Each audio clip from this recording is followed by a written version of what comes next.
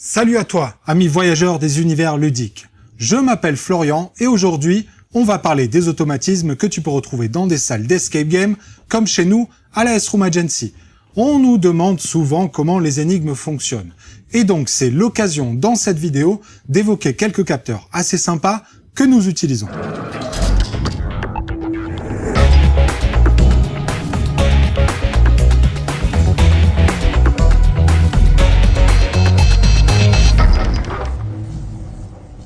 Pour commencer, on va parler de la barrière infrarouge.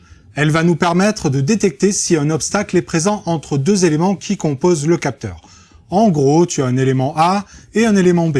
Lorsqu'un obstacle se glisse entre A et B, le capteur le détecte.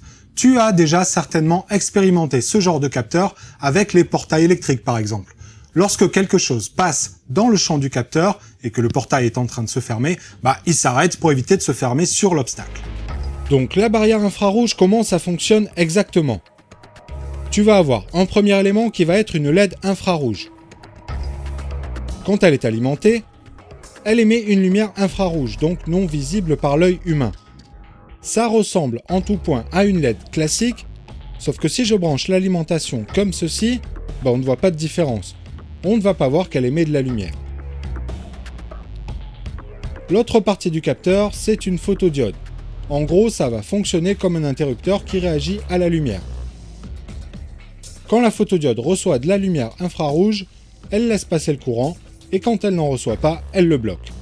Regarde, ce petit montage va nous montrer quand la photodiode laisse passer le courant ou pas. Là, la photodiode laisse passer le courant. C'est ce que nous montre le voyant qui est allumé ici.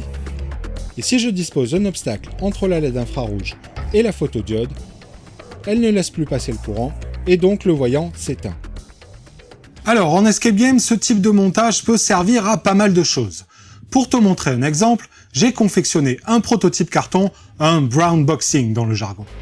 Ce petit prototype est un système de roues qui doit être correctement positionné par les joueurs pour résoudre une énigme. Dans le pied qui tient la roue, on a inclus notre LED infrarouge d'un côté et notre photodiode de l'autre côté. On a ensuite percé la roue à l'endroit qui nous intéresse. Quand la roue se trouve dans la bonne position, le trou de la roue est aligné avec la LED infrarouge et la photodiode, et donc la photodiode voit la lumière infrarouge de la LED. À ce moment-là, le voyant rouge s'allume, ce qui signifie que le système sait que les joueurs ont résolu l'énigme. Allez, pour le second capteur, on va parler magnétisme. Non, je ne prétends pas avoir un quelconque fluide énergétique permettant de guérir les gens. Je veux plutôt parler du magnétisme des aimants. Le capteur Reed est un capteur qui va réagir aux champs magnétiques qui sont à proximité. Alors, comment ça fonctionne ? Le principe est simple.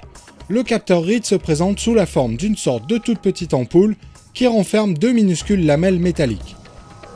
Lorsqu'un aimant va approcher du capteur, le champ magnétique de l'aimant va se reporter sur les lamelles qui vont s'attirer l'une l'autre.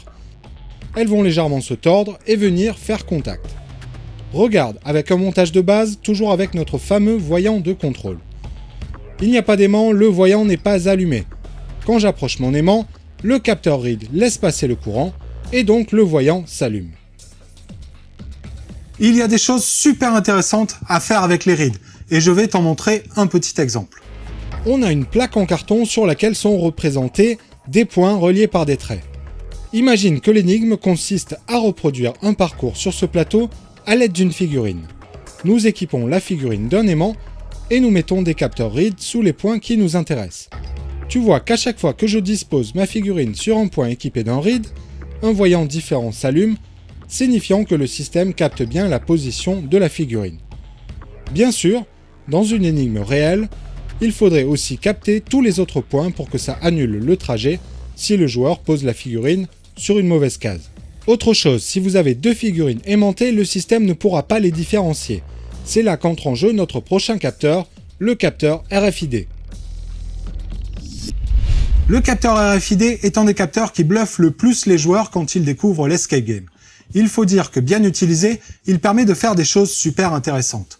Ce capteur va nous permettre d'identifier un objet à condition que celui-ci soit équipé de ce qu'on appelle un badge. Bon, tout d'abord, RFID, qu'est-ce que ça veut dire ? Radio Frequency Identification, donc identification par radiofréquence. En gros, tu vas avoir d'un côté un badge équipé d'une puce contenant un identifiant unique. Et de l'autre côté, tu vas avoir un lecteur RFID qui va te permettre de lire l'identifiant des badges. Les badges prennent des formes très variées, comme une carte en plastique, un porte-clés, des stickers rigides, voire même des stickers souples. Et pourquoi radiofréquence ? Parce que le lecteur communique avec le badge par l'intermédiaire d'ondes radio qui circulent entre les deux via des antennes. L'antenne de ce lecteur RFID, ce sont les pistes en cuivre qui forment des rectangles concentriques. Pour les badges, j'allume la table lumineuse, voilà, et tu vois de suite les pistes qui forment les antennes contenues dans ces badges. Autre exemple, pour le badge porte-clés, je t'en montre un ouvert dans lequel tu vois la puce ici et l'antenne qui est la spirale de fil de cuivre tout autour. La taille de l'antenne va être un des facteurs essentiels pour déterminer à quelle distance le lecteur RFID va être capable d'identifier le badge.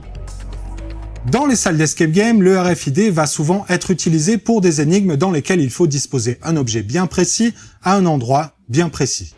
Prenons par exemple cette plaque en carton que j'ai équipée d'un lecteur RFID. Imaginons que c'est une étagère dans notre salle.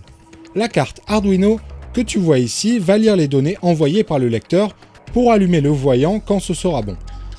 Tant qu'aucun objet n'est posé sur l'étagère, ce n'est pas bon et le voyant ne s'allume pas. Si je viens mettre une figurine équipée du bon badge RFID, l'Arduino voit que c'est le bon identifiant et elle allume le voyant. Par contre, à la différence du capteur RID qu'on a vu précédemment, si tu poses une autre figurine équipée d'un autre badge RFID, le système voit que ce n'est pas le bon identifiant et le voyant ne s'allume pas. On arrive, comme je te l'ai dit avant, à reconnaître ce qui a été posé sur l'étagère.